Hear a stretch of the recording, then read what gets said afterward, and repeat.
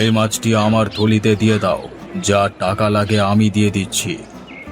খবরদার, এই মাছটি যেন ওর থলিতে না যায় তাহলে তোর কিন্তু ব্যবসা আমি তুলে দেব।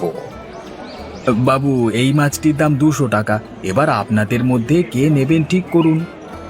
রাজশেখর, একদম এই মাছের দিকে নজর দিবি না, এটা আমার বাড়িতেই যাবে। আমি তারানাথকে আগে এই মাছটি দিতে বলেছি, তাই এই মাছ আমার বাড়িতেই যাবে। এই গ্রামের সব থেকে বড় ব্যবসায়ী আমি, তাই এই মাছ খাওয়ার অধিকার আমার। এই গ্রামের বড় ব্যবসায়ী কে সেটা গ্রামবাসীরা ভালো করেই জানে, তাই জন্য এই মাছটি আমার বাড়িতেই যাবে। তারা, তুই মাছটিকে আমার থলিতে দে, আমি তোকে 400 টাকা দেব। মাছটিকে তুই আমাকে বিক্রি কর, আমি তোকে 600 টাকা দেব। আমি তোকে এই মাছটির জন্য 1000 টাকা দেব, তুই মাছটি আমাকেই বিক্রি কর। তারানাথ, একদম লাল চাঁদকে মাছটা বিক্রি করবি না। তুই আমার বাবুকেই মাছটা দিবি। তারানাথ কাকে মাছটি বিক্রি করবে সেটা তুই বলে দেওয়ার কে রে? ভালো কথা বলছি, তারা আমার ব্যাগটিতে মাছটা দিয়ে দাও, অনেক টাকা দেব তোমায়। এই মাছটির জন্য আমি 2000 টাকা দেব, আমার ব্যাগই দাও। এই নিন বাবু, মাছটি আপনার ঝুলিতেই দিয়ে দিলাম, এবার আমার টাকাটা দিন। ঠিক আছে তারানাথ, আমি তোকে দেখে নেব। ওকে মাছটা বিক্রি করে দিলি তো? ঠিক আছে, ও বলছে বলুক না, কিচ্ছু করতে পারবে না তো। এই নে তোর 2000 টাকা। ধন্যবাদ বাবু, আবার আসবেন। নিশ্চয়ই আসবো, তোমার দোকানের সেরা মাছটি নিতে আমি আসবই আসবো।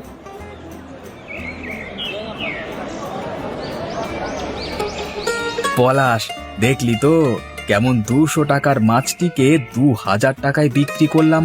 এটাই হলো তারানাথ জেলে, বুঝলি? এইভাবে মুনাফা করা উচিত হয়নি তোমার।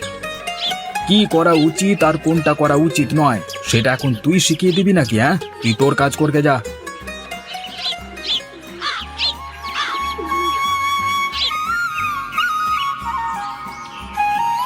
বণিক মশাই, ও বণিক মশাই, বাড়ি আছেন?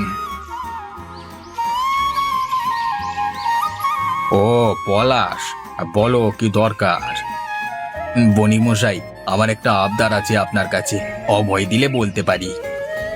আমার কাছে আবদার? হ্যাঁ, তা বলো তোমার কি আবদার শুনি। আগে বণিক বাবু, বেশি কিছু নয়, আপনাকে আমার সঙ্গে এক জায়গায় যেতে হবে, কিন্তু কোথায় সেটা আমি এখন বলতে পারবো না। আপনি কি আমার আবদারটি রাখবেন? আচ্ছা পলাশ, চলো, তোমার আবদার আমি রাখলাম। আমি যেখানেই নিয়ে যাই আপনাকে যেতে হবে, কিন্তু দেখে ফিরে চলে এলে হবে না কিন্তু। আচ্ছা পলাশ, চলো, আমার কোনো আপত্তি নেই।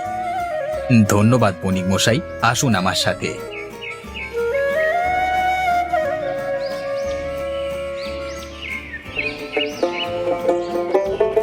বুঝলে গিন্নি, আজকে বেশ ভালো মুনাফা করা গেছে।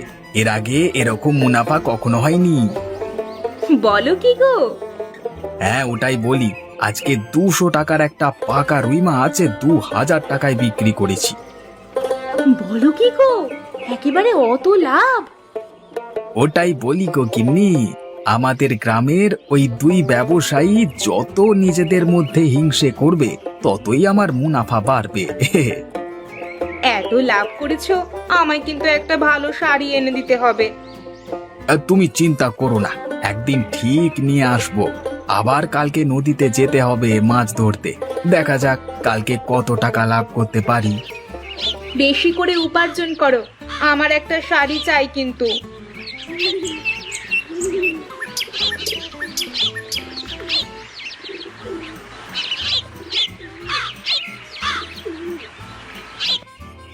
পলাশ, তুমি আমায় এর বাড়ির সামনে নিয়ে এসেছো কেন?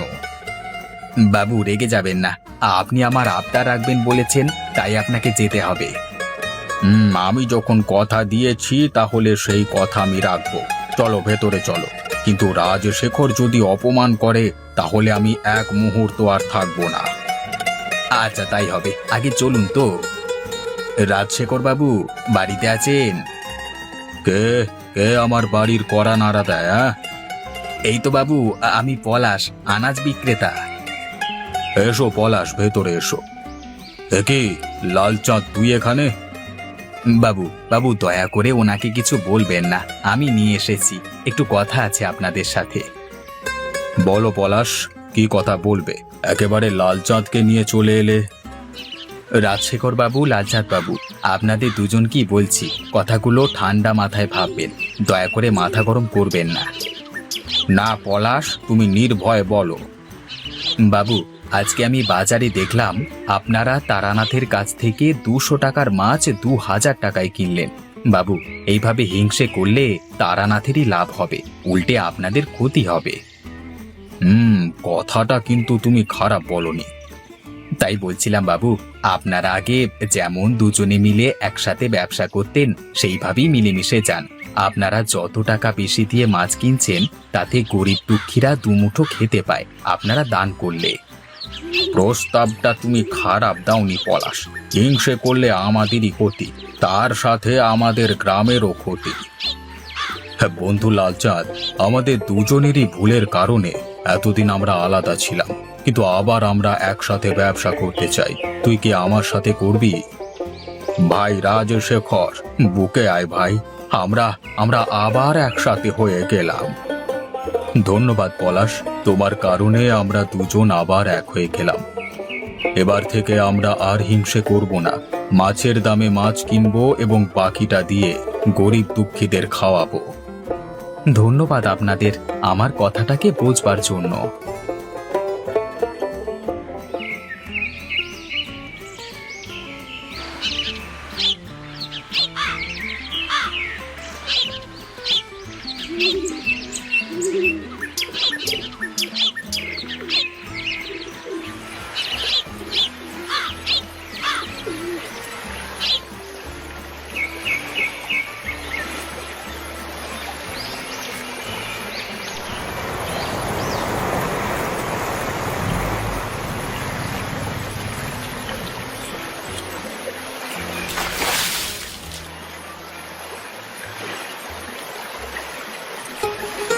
যা, আজ মনে হয় বেশি বড় মাছ হাতে লাগবে না। যতবারই চেষ্টা করছি এই ছোট মাছটাই উঠছে, আরেকবার চেষ্টা করে দেখি। এবারে জালটা ভারী মনে হচ্ছে, তো মনে হচ্ছে বেশ বড় মাছ ধরা দিয়েছে। এত ভারী তোলা মুশকিল হয়ে যাচ্ছে। ওরে বাবা, এত বড় কাতলা মাছ, এত বড় মাছ আমি তো আগে কখনো দেখিনি। মাছটি প্রায় 40 কেজি হবে। আজকে বেশ ভালো মুনাফা হবে।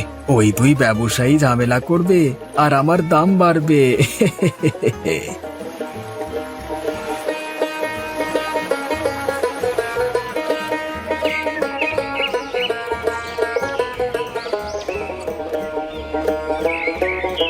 আরে বাস, কত বড় মাছ গো, আজকে ওটাই নেব।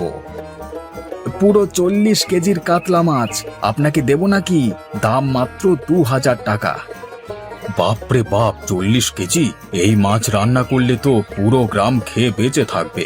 আমাদের ছোট্ট নিতাইপুর গ্রামের পেট ভরিয়ে দেবে এই মাছ। তা আর বলতে, কাকে দেব? 40 কেজির কাতলা মাছটি তুমি পুরো গ্রামকে খাওয়াবে, মানে পুরো গ্রামের জন্য রান্না হবে এই মাছটি। একটা টাকাও পাবে না তুমি। মাফ করবেন বাবু, কিন্তু কেন? অনেক দিন ধরে লুটেছো তুমি আমাদের ধন, আমাদের ঝামেলার সুযোগ নিয়ে তুমি বেশ মোটা রকমের টাকা ইনকাম করেছো। আজ এই বড় মাছটি তোমার তরফ থেকে গ্রামকে দিতে হবে। আমি ধনে প্রাণে শেষ হয়ে যাব বাবু। একটা কথাও বলো না তুমি। আমাদের থেকে কত টাকা যে লুটে নিয়েছো সেটা তোমার হিসেব আছে। বেশি কথা বাড়ালে গ্রাম থেকে বের করে দেব তোমায়। না বাবু, ওটা করবেন না। আমি এই মাছ গ্রামবাসীদের দান করে দিচ্ছি, সকলে মিলে খাবে। আমি আমার ভুল বুঝতে পেরেছি বাবু, আর এরকম কখনো করব না। লালচাঁদ, আমাদের এই ছোট্ট গ্রাম নিতাইপুরে এই প্রথমবার এত বড় মাছ ধরা দিয়েছে। গ্রামের তুলনায় বড়, মানে সকল গ্রামবাসীর পেট ভরেও আরো মাছ বেঁচে যাবে। যাকে বলে ছোট গ্রামের বড় মাছ, রান্নার আয়োজন করা হোক।